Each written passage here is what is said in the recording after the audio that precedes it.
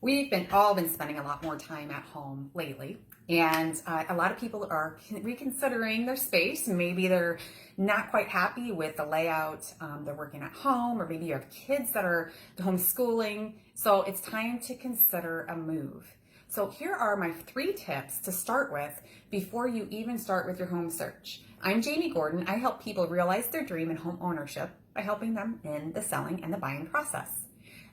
Tip number 1 is to map out your expectations and your time frame. Are there things that are happening in the next couple months that would impact your move? A typical move will take about 6 weeks, meaning that if you're going to get it financed, it will take about 6 weeks for that process to happen. So in the next couple months, 2-3 months, do you have any vacations planned? Are you getting married? Are you going through a surgery? Are you going through a divorce? These are some big life events that you don't want to happen in the middle of the process. Number two is to understand your financing. Are you going to pay cash or are you going to get a loan? Go talk to your financial advisor first. Then go talk to your lender to best understand what best suits you.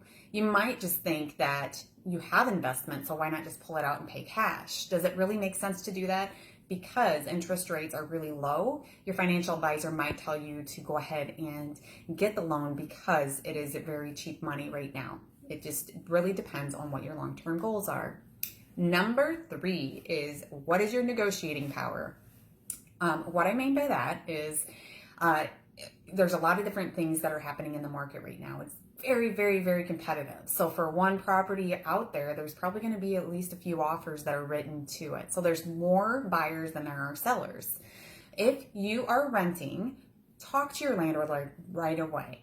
Ask them if you would be able to get out your lease sooner if you were to go under contract.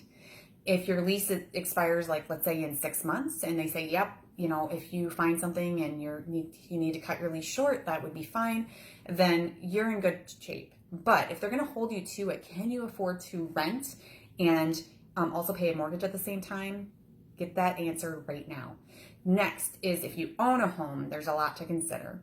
Can you buy your new home without selling your current home? Of course you're going to sell your current home. I mean, most people do, but you need to understand if your lender is able to give you a loan without you using the proceeds from your current home to put towards it.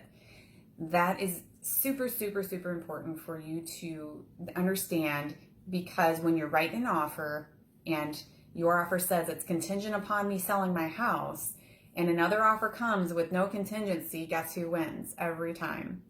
Now, also understand that if you write that you have a contingency to sell, but in the back of your mind that you absolutely don't need to sell, that you could lift that contingency anytime, but in a perfect world, you'd like to keep it on there, then at least you understand what it all looks like, because you don't want to lose out on a house. You don't want to put all the effort forward and lose out on it. So when you're talking to your loan officer, I'll ask them if you can get bridge financing, if you can get this loan without selling your house, so that you come really, really super prepared at the table. So I hope you learned a thing or two today before you start your home search, and I hope you have a blessed day.